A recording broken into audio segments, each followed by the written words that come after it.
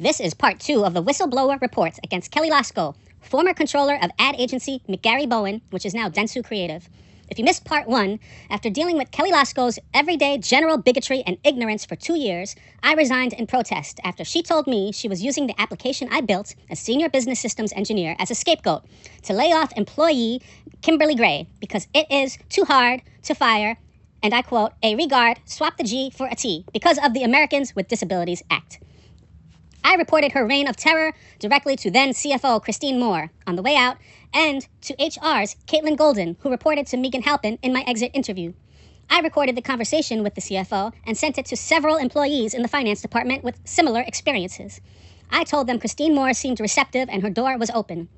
What follows is the email forwarded to me by another employee, which is his correspondence with Christine Moore after he filed grievances of his own. I preserved the email, the original headers and metadata, so it is submissible in court. I will keep his name anonymous until he is subpoenaed, at which point TMZ will surely be present at the trial because he later became famous and won a Pulitzer and a Tony. The evidence demonstrates McGarryBowen, Dentsu Creative, was made more than aware of multiple and credible accusations of discrimination and mistreatment in the workplace by Kelly Losko. Not only was nothing done, they made efforts to completely cover it up. Kelly Losko was allowed to fail upward into CFO of another company. Caitlin Golden was allowed to fail upward to head of HR at Dentsu, where she still resides. This puts Caitlin in charge of overseeing the response to employment verification requests for potential employers that have been rejecting my job application for years. I believe not only have they covered up Kelly Losko's behavior, they have punished me for exposing it, which violates New York labor law S.5870, signed in 2022. This establishes that the release of personal records to discredit a victim of workplace discrimination or a whistleblower is itself a form of illegal retaliation. If HR shared my disciplinary file or negative internal reviews with potential employers to warn them off. Let's subpoena those records before they illegally delete them if they haven't already. Christine Moore writes to the other employee, thanks for our chat the other day. It means a lot to me and will handle accordingly. Please let everyone know I have an open door policy and no one should feel uncomfortable at work with anyone. Thanks again. We're all in this together and should all love waking up in the AM to go to work. Not Saturday and Sunday, smiley face. Signed, Christine.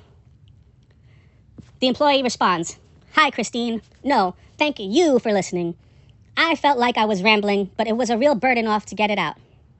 If you'll allow, there was one item that I meant to bring up that I felt was really important to address. I supervised 2 admins in our group, Dion Henry and Elliot Castillo, both of whom were temp to hire and did not interview for their positions. On the occasion of Elliot's first review, which was also my first in a supervisory role, Kelly asked that I submit my evaluation to her before I gave it to him. I filled out the rating system, got peer evaluations, and wrote a narrative detailing his successes and areas for improvement. When I submitted it to Kelly for review, she pulled me into a meeting with Raj Senga, who supervised the media payable side of his role, and informed me that I needed to change the ratings I gave him on communication.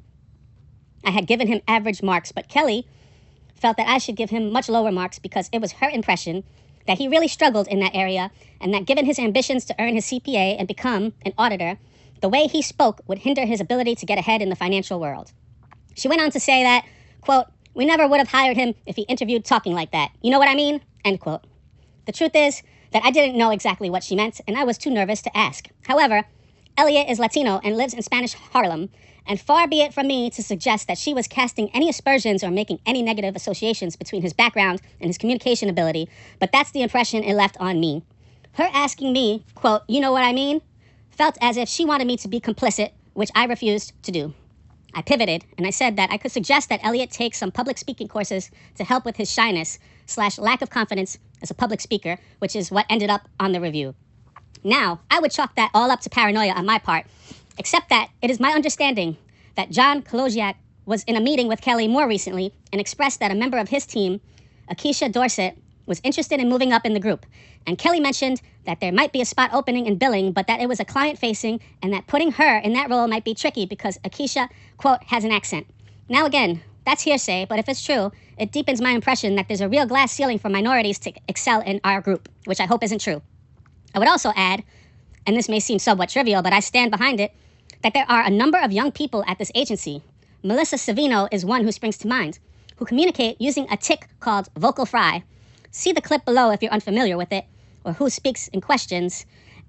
And to my ear, that sounds just as unprofessional as I imagine Kelly must feel those who talk like that, or have accents, in quotes, sound. And yet, there is still little to no stigma placed upon them in our business setting.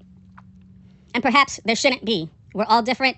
We all come from different walks of life and different backgrounds, and that is a great thing. All I would hope for is that in this department, we could all be held to the same standard, and that those in leadership roles would learn to exercise not only self-awareness about what impacts the things they say and do have on those they lead, but also learn to consistently exercise empathy and good ethics. Then there's a CBS News link to what vocal fry is. Unfortunately, the majority of those who would be in a position to share their experiences of working in this department have left the agency. But I've mentioned to a few others that your door is open if there is any feedback that they would care to share with you about our leadership. I apologize for not being more brief. Thank you very much for your time. Let's go to court.